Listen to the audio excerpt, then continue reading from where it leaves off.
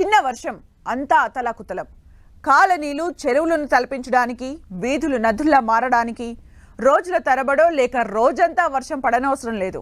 అరగంట సేపు మోస్తరు వర్షం పడితే చాలు కాలనీనే నీట మునిగిపోతోంది. ఇళ్లలోకి నీరు వచ్చి చేరుతోంది. 10-20 నిమిషాల వర్షానికే జనం ఇళ్లలో నుంచి బయటకు వచ్చే పరిస్థితి ఉండటం లేదు. కార్లు, టూ వీలర్లు నీట మునిగిపోతున్నాయి.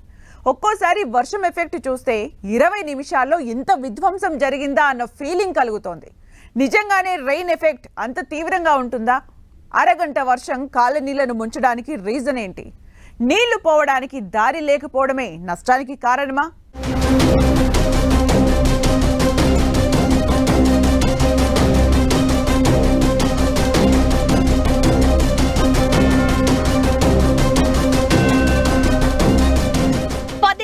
వర్షానికే నదుల్లా కాలనీలు,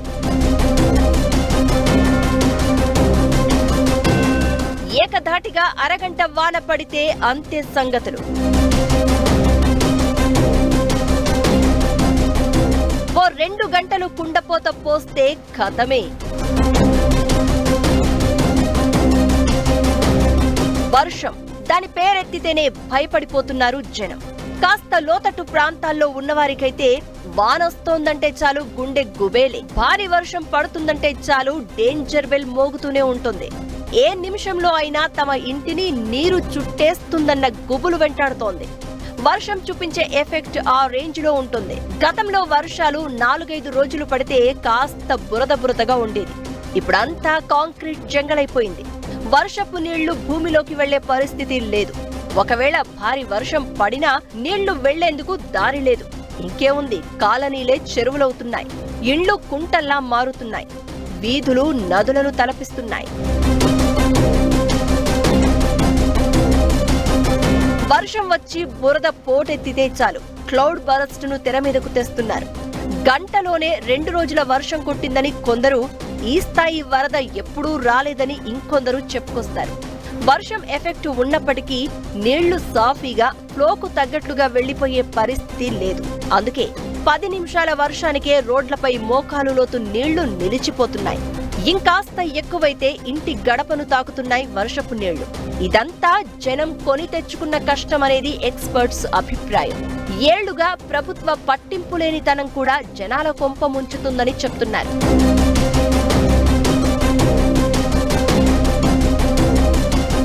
ఎప్పటినుంచో కబ్జాలు జరుగుతున్నాయి. వాటిని ఆదిలోనే కంట్రోల్ చేయడంలో ప్రభుత్వాలు విఫలమయ్యాయి. ఆ తర్వాత ఆక్రమణలు కామన్ అయిపోయాయి. అవే కొంప కొల్లేరు చేస్తున్నాయి. నదులు, వాగులు ప్రవహించే స్థలంలో నిర్మాణాలు ఉంటే నదులు, వాగులు నిండిపోతే పరిస్థితి ఇలానే ఉంటుందని కళ్ల ముందు కనిపిస్తోంది. ఓవైపు వాతావరణ సమతుల్యత లేక ఒకేసారి కుండపోత వర్షాలు పడుతుంటే, మరోవైపు జనాలు ఆక్రమణలు చేసి కొని మరీ కష్టం మీదకు తెచ్చుకుంటున్నారు.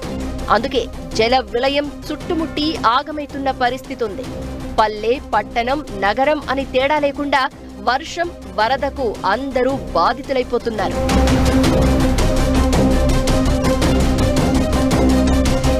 ఆక్రమణలు పెరిగి నీళ్లు జనాలను ముంచేస్తున్నాయి.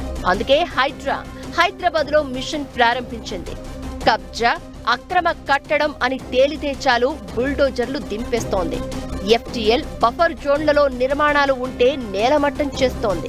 ఇది ఇప్పుడు జిల్లాలకు కూడా విస్తరించాలి అనేది పబ్లిక్ డిమాండ్. పేద, పెద్ద అని తేడా లేకుండా అన్ని చోట్ల ఆక్రమణల్లో ఉన్న కట్టడాలను కూల్చాల్సిందే అంటున్నారు. కబ్జాలంటే హైదరాబాద్కే పరిమితం కాదని, గ్రామాలు, పట్టణాలే కాదు వాగుల అంచున కూడా నిర్మాణాలు ఉన్నాయని అంటున్నారు. వాటన్నింటి పని పడితేనే వాటర్ ఫ్లో సాఫీగా వెళ్లిపోయి వరదల ముప్పు ఉండదు అన్నది జనం ఒపీనియన్.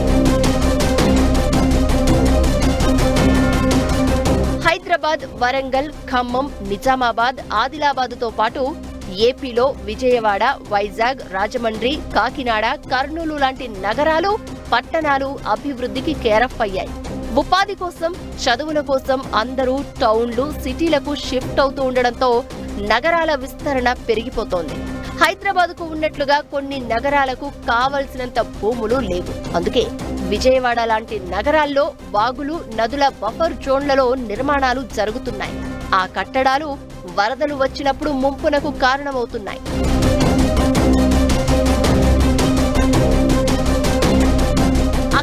కట్టడాలు కూల్చి ఆక్రమణలు లేకుండా చేయడం ప్రభుత్వాలకు సవాలుగా మారింది. అయినా అన్ని దాటి హైదరాబాద్ నుంచి హైడ్రా జిల్లాల్లో అడుగు పెట్టాలన్న డిమాండ్లు వ్యక్తమవుతున్నాయి. సెకండ్ గ్రేడ్ పట్టణాలు, సిటీలు మునిగిపోతూ ఉండడంతో ప్రభుత్వాలు అలర్ట్ అవుతున్నాయి. అయితే రాజకీయ పరిస్థితులతో పాటు జనాల నుంచి వ్యతిరేకత వ్యక్తమై కోర్టు లిటిగేషన్లు అక్రమ నిర్మాణాల కూల్చివేతకు అడ్డంకిగా మారుతున్నాయి. అయినా హైదరాబాద్ లో కొనసాగుతున్న కూల్చివేతలు త్వరలో జిల్లాలకు కూడా విస్తరించడంపై ఆలోచిస్తోంది ప్రభుత్వం. ఇప్పటికే కొన్ని చోట్ల కూల్చివేతలు జరుగుతున్నాయి. త్వరలో జిల్లాల్లో కూడా ఆక్రమణలు నేలమట్టం చేయడం ప్రారంభిస్తే వరదల ముప్పు నుంచి జనాలను కాపాడే పరిస్థితి ఉంటుంది. అయితే అక్రమ కట్టడాల కూల్చివేత భవిష్యత్కు పునాది అంటున్నారు నిపుణులు. ఇంకో 5-6 ఏళ్లలో ఇలాంటి భారీ వర్షాలు పడితే ఏ ప్రాంతాలు మునిగిపోయే ప్రమాదం ఉందో అంచనా వేసి కూల్చివేతలు స్టార్ట్ చేయడం బెటర్ అంటున్నారు ఎక్స్పర్ట్స్.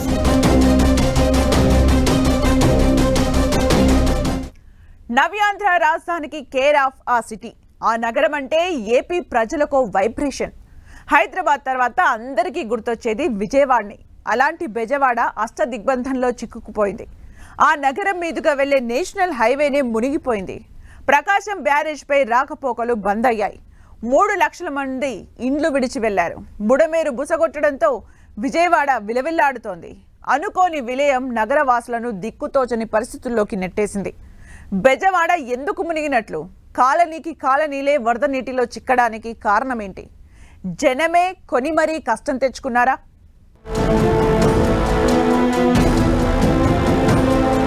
బుడమేరు బుసకొట్టడంతో విజయవాడ విలవిల. పశ్చిమ ఇబ్రహీంపట్నం దగ్గర నేషనల్ హైవేపై వరద నీరు. కృష్ణమ్మ ఉగ్ర రూపంతో అష్టదిగ్బంధంలో గ్రామాలు. 125 ఏళ్ల ప్రకాశం బ్యారేజ్ చరిత్రలో రికార్డు స్థాయి వరద. వరద బాధితులకు డ్రోన్ల ద్వారా ఫుడ్, మెడిసిన్ సప్లై. ప్రకృతి ప్రకోపిస్తే భారీ మూల్యం చెల్లించుకోక తప్పదు. వర్షమైనా ఎండైనా జనం విలవిలలాడాల్సిందే. ఇప్పుడు తెలుగు రాష్ట్రాల్లో వరదల ముంపు చేతులారా కొని తెచ్చుకున్నట్లే కనిపిస్తోంది. జూలై 30 కేరళను వాన, వరద అతలాకుతలం చేసేస్తే సరిగ్గా నెల రోజుల్లో తెలుగు రాష్ట్రాలను ముంచేశాడు వరుణుడు. గత నెలలో వయనాడ్, ఇప్పుడు విజయవాడలో వర్షం సృష్టించిన బీభత్సం మాటల్లో చెప్పలేనిది. నగరమంతా నీట మునిగింది. దాదాపు 3 లక్షల మంది బాధితులుగా మిగిలారు. అయితే విలయానికి వర్షమే కారణమా? మనిషి తప్పిదం కూడా ఉందా? చర్చ జరుగుతోంది. వర్షం ఎఫెక్ట్ కొంతైతే జనం కొని మరీ తెచ్చుకున్న కష్టం ఇంకొంత ఉందని అభిప్రాయం వ్యక్తం చేస్తున్నారు నిపుణులు. కొన్నాళ్లుగా విజయవాడ నగరం ఎలా పడితే అలా విస్తరించుకుంటూ పోయింది. విభజన తర్వాతైతే బెజవాడలో అడ్డగోలుగా నిర్మాణాలు జరుగుతున్నాయి. ఏ పార్టీ అధికారంలో ఉన్నా కబ్జాలు కామన్ అయిపోయాయి. నది, వాగులు ప్రవహించే మార్గాల్లో అడ్డుగా నిర్మాణాలు చేపట్టడంతో ఇప్పుడు విజయవాడ సిటీనే ఆగమయ్యే పరిస్థితి వచ్చేసింది. ఓవైపు కృష్ణానది, మరోవైపు బుడమేరు వాగు ఉప్పొంగడంతో విలయం డోర్ తట్టింది. జనాలు ఇళ్ల మీదకు ఎక్కి ఆర్తనాదాలు పెట్టే పరిస్థితి వచ్చింది. విజయవాడలో పూర్తిగా మునిగిన సింగ్ నగర్ కొత్తగా పుట్టుకొచ్చింది. కొన్నాళ్ల క్రితం కాలనీ నిర్మాణం స్టార్ట్ అయి 6-7 ఏళ్లుగా ఎక్స్టెండ్ అవుతూ వెంచర్లు, నిర్మాణాలు పెరుగుతూ వచ్చాయి. రాజరాజేశ్వరిపేట పరిస్థితి కూడా సేమ్. బాంబే కాలనీలోనూ అక్రమ నిర్మాణాలు జరిగాయన్న ప్రచారం ఉంది. ఇదంతా జనం కొని తెచ్చుకున్నదే. బడాబాబులు అక్రమంగా వెంచర్లు వేస్తే సాధారణ జనం స్థలాలు కొనుక్కుని ఇళ్లు కట్టుకున్నారు. స్థలం అమ్మినవాడు బానే ఉన్నాడు. అప్పులు చేసి లక్షలు పోసి ఇల్లు కట్టుకున్నోళ్లు ఇప్పుడు దిక్కులేని వాళ్లయ్యారు. ఆశల సౌధం విడిచి ప్రభుత్వం ఏర్పాటు చేసిన షెల్టర్లు లేకపోతే చుట్టాల ఇళ్లలో ఆశ్రయం పొందే పరిస్థితి వచ్చేసింది.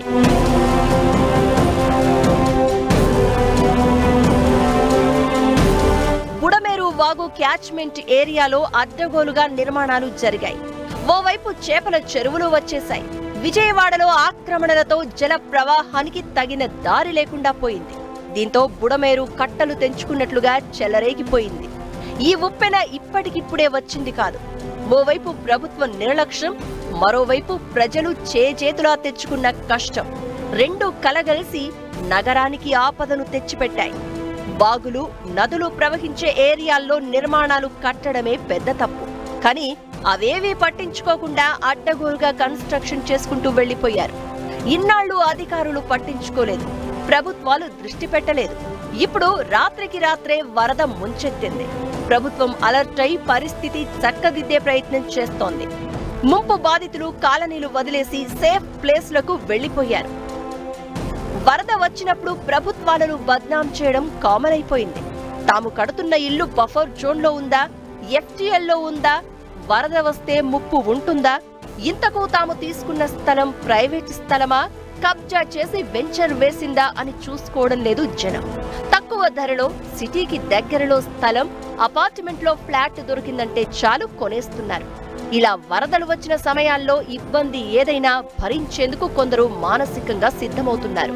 ఈ ఆక్రమణలు, కబ్జాలతో వరదలు ముంచెత్తి గ్రామాలు, పట్టణాలను ముంచెత్తుతున్నాయి.